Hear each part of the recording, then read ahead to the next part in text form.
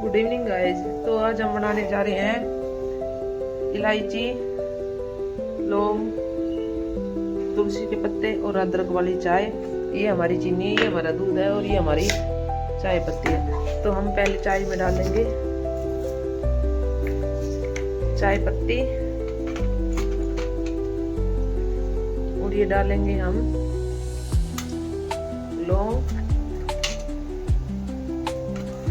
और ये डालेंगे हम अदरक, ये डालेंगे हम तुलसी के पत्ते, ये डालेंगे हम चीनी और इसको उबलने के लिए